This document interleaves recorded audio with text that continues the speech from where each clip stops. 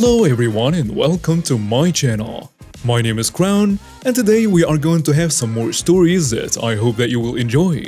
But before we start, it will be so much appreciated if you would subscribe to the channel, like the video if you enjoyed it, and maybe leave a comment down below. These simple clicks would mean a lot to the future of this channel and really reward the effort that I put in every day. And now, without further ado, let's go! First story. Steal my car, wreck it, and try to lie so I'm held liable too? How about I tell the truth and you pay the whole bill? August 24th, 2017. So in the previous version of my life, I was married and in a terrible relationship. I was married and was with her for 6 years, and 5 of those were extremely physically and emotionally abusive for me. 3 stab wounds and a wonderful diagnosis of general anxiety disorder.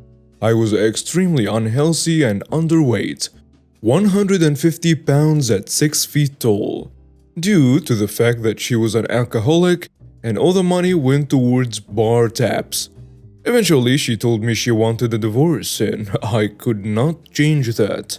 This sucked at first, but I realized slowly how abusive she was and that I wouldn't have to deal with this anymore. I finally left 2 days after she came home drunk and beat me extremely badly, and I asked for the keys of our car since the car was in my name, and I was going to leave.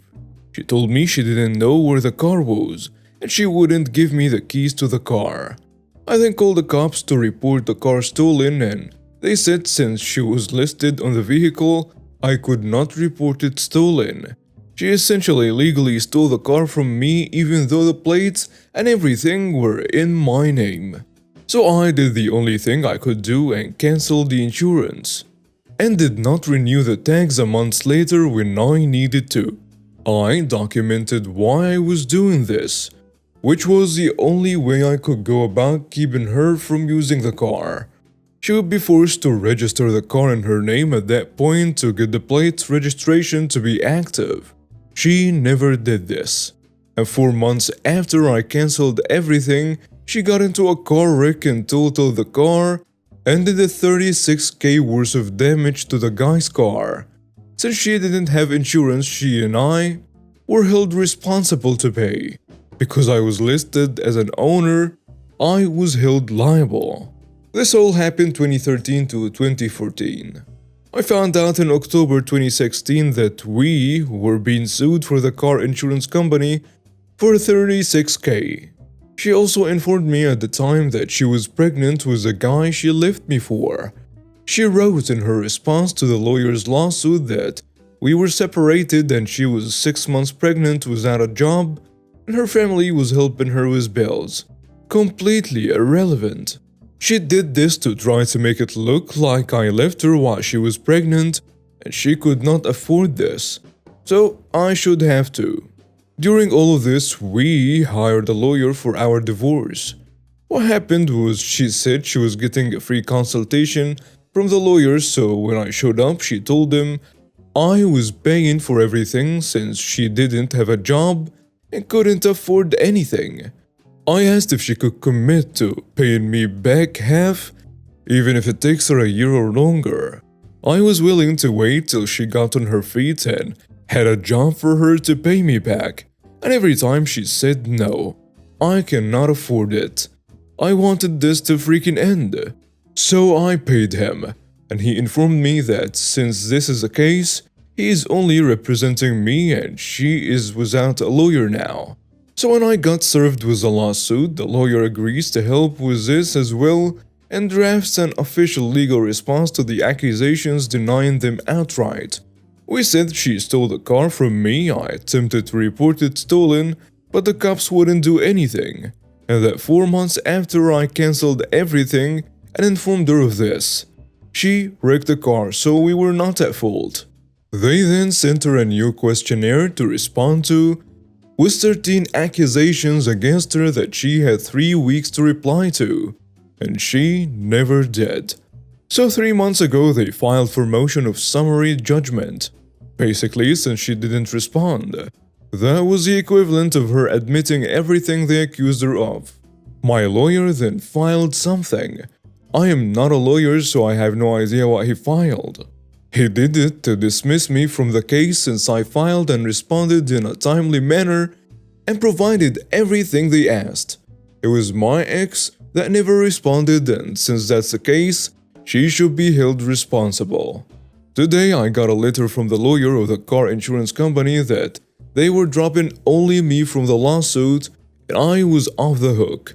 My ex has a hearing on September 13 where they are going to rule against her and she will be held responsible for all the $36K. Since my lawyer receives all documents that are filed as e-files, he gets them immediately. They must send her letter to her, so she doesn't even freaking know about this yet. September 21st, 2017. So I was wrong on my original date of when the hearing was going to happen. I said it was the 13th, but it was actually the 19th. My bad, guys. So after I received the call from my lawyer on August 24th, I received a call from my ex-wife. Let's call her Karen. It was the next day on Friday, and Karen immediately began yelling at me incoherently about what a piece of crap I was, how she couldn't believe how jerk I was, and so on. After her initial rant, I answered back, "Hi Karen, how is your day going?" And this triggered the second rant for how I need to grow up and how childish I was, yada yada. I asked her, "What's wrong, Karen?" Sounds like something bad has happened. She then tells me that the douchebag's baby's daddy mom had found a letter and had now kicked her out of the house. Small backstory. Karen cheated on me with this douchebag, left me for him, got knocked up, lost her job, and now lives with his parents and is financially supported 100% by his parents. She has also up to that day called her mother-in-law. She also told me that she was having to stay with her mother now and she lost her kid because of me. Apparently the ex-mother-in-law kicked her out, told her that the douchebag was keeping the kid and she was no longer welcome to be at their house. I ended the phone call by saying, "Doesn't it suck that an independent judge and a team of attorneys heard both sides of our story and knew how much of a piece of crap you are and sided with me? There is no manager you can call to whine at. You just have to live with this knowledge for the rest of your life. Have a nice life, you trashy witch. I hope you get screwed over hard by them." I plucked her number and thought that was it. But no. I got a call on Monday from the douchebag. I've had the same phone number for 10 years now, and he had it from when me and Karen were married. He was her high school friend, asking in a panic if I had heard from Karen. I told him I talked to her on Friday after his mom kicked her out and she called to rant at me, but then I blocked her after and haven't heard from her since. He then tells me that he cannot get a hold of her, and she had come and kidnapped their baby and he had no idea where she was. And as a last-ditch effort, decided to call me in hopes I might know something. I told him that she had said she was staying with her mom now, and he said they had been in no contact with her the entire time they were together, so he had no idea where she was. Plus she didn't have a job right now, so he had no clue where she might be living. Immediately I knew exactly where she was. I asked him if he knew where her grandmother lived. If her mom lost her job, nobody was going to roommate with her except her mom. He has never met the grandmother. Also no contact because she is a huge witch as well. I got crazy stories of that witch, but he also didn't know where she was. I told him I know exactly where she lives, and if he gives me a second I can Google map her address. I don't remember it exactly. After a minute of searching I have the address. I'll let him know what it is and tell him to give me a call if she's not there. We can brainstorm where else she could be. The dude is truly a douchebag, but even douchebags need help. I am not going to screw a child over my hate for its parents.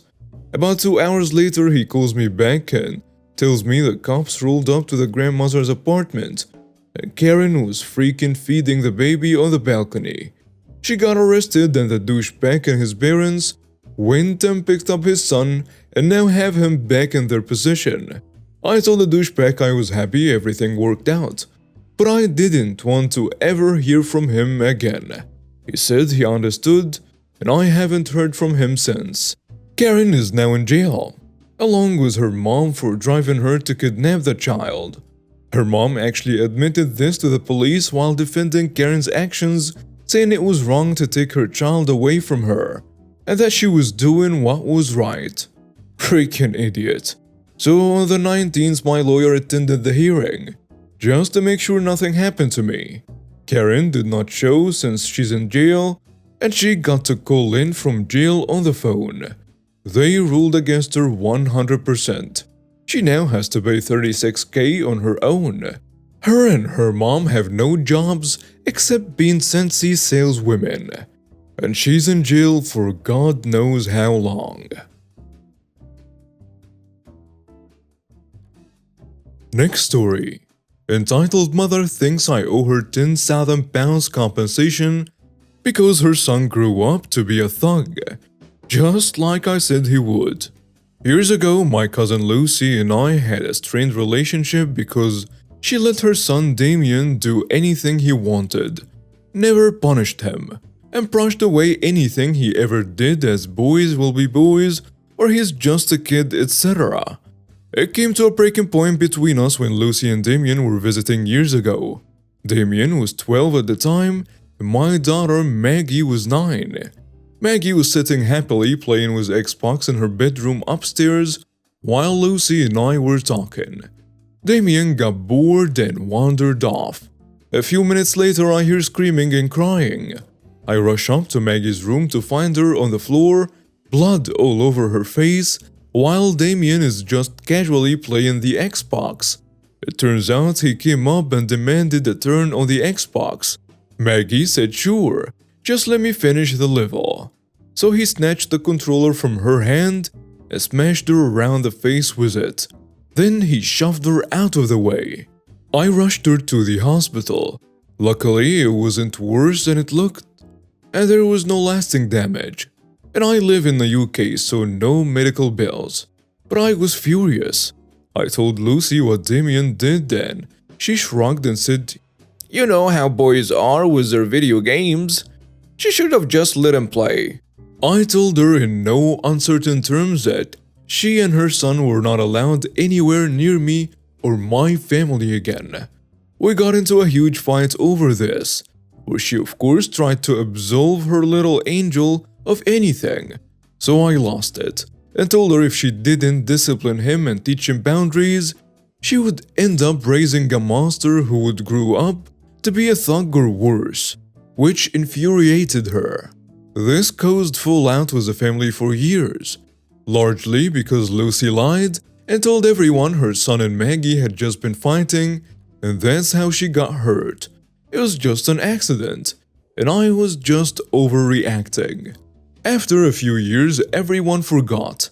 I still forbade Lucy or her whole spawn from coming anywhere near me. Several other family members did the same. I cannot imagine why. Fast forward to a little before the pandemic. Damien was 19, and just like I predicted, he soon learned that thanks to his mother, he was bulletproof. She would never believe he did anything wrong. So his behavior got worse and worse, to the point where he was kicked out of every school in the area and had to go to special school. I got a call from Frank, Lucy's brother, telling me Lucy had been rushed to hospital, that he knows we don't talk, but Lucy was seriously hurt and he wanted to let me know. Despite our history, I went to visit Lucy, accompanied by Frank and his wife. Before this, we had been really close and I was upset to hear she was hurt. When I got there, I was shocked by what I saw. She was really banged up, her face swollen, bruises all up her arms, and it turned out Damien had done this. She was really struggling for money, and he refused to get a job. So she finally tried to lay down the law and tell him to get a job or she was throwing him out. So he attacked her, almost dislocated her jaw. It was just horrific. Now we had a history. But at this point, none of that mattered. I was worried and sad for her. I immediately asked her if she needed help with anything, and she seemed surprised, but we ended up all having a really heartwarming chat, saying how much it meant to her that I came to see her. I thought maybe we were turning a corner and could repair our relationship. We have been somewhat really close as kids. Oh, how wrong I was. A few weeks later, I started getting blasted on social media and getting nasty messages and texts telling me what an awful person I was and how I could do what I did to Lucy. I was confused. I hadn't done anything. I called Frank. He had no idea either but said he would look into it. Turns out Lucy had told everyone I had come to the hospital and mocked her. Gloated, "I told you so," while she bawled her eyes out. I confronted Lucy about it, asking her how she could lie like that. She hit back that this was all my fault. It's what I deserved. If I knew this was going to happen, why didn't I do more to help her? She then demanded I pay her at least £10,000 for damages I caused. Like, what the hell? She lied to everyone because she couldn't stand it. I have been right and decided to punish me for it. For months, I endured hateful messages from family members who believed her lies. Not all my family believed her, of course, and Frank and his wife cleared things up about what really happened. He managed to record Lucy admitting that she lied, which got most of my back, but there were still a few relatives who had it in their heads that there is no smoke without fire, and I must have done something to make her say what she did. But they are all distant relatives on her side, so who cares? Then the pandemic rolled around. Everyone forgot the petty squabbles Lucy and her lies caused. But last month, we held a family gathering at my parents', the first in years due to the pandemic. Lucy showed up. Thankfully, Damien was absent on account of serving a prison sentence for aggravated assault and battery, unrelated to what he did to his mother. I went to ask Lucy how she was doing, and the first words out of her mouth were, "You need to pay me for what you owe me. I'm taking you to court. I need that money. It's the least you can do after ruining my life." She followed me around the party demanding I pay her, telling everyone who would listen that I had ruined her life. She only stopped when I threatened to call a cop friend of mine and challenged her on who they would believe beat her up, a criminal with a history of physical violence or me. My, what a happy family reunion. Next story. Want me to call the cops? Alrighty then. So a bit of a backstory on yours truly. I've been working bar security aka bouncer at the same bar for about 3 years. If you ever wanna know what it's like to be a bouncer, think daycare but at night. Instead of small children, it's adults who revert to children when intoxicated or even when not intoxicated. Anywho, this night is much like any other night. There is a popular local band playing, so we've got a decent crowd going. That team is keeping their eyes open for anyone passed out, being belligerent, drugs, and the works. I'm standing by the door to the bar area of the building. The way this place works is it's basically cut in half, with one half being a pool hall and the other a bar/entertainment area separated by a wall with a door on either end. I stand by this door a lot because I can easily keep track of both rooms at the same time without needing to really walk all around the place. So there is a gentleman sitting near the door where I'm at, and there is a couple sitting at the bar across the way.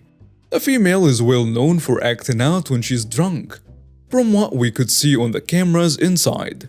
She walks over to the gentleman by the door and she starts trying to flirt with him. This guy has come into the bar for years, and never has he raised a hand to anyone for any reason.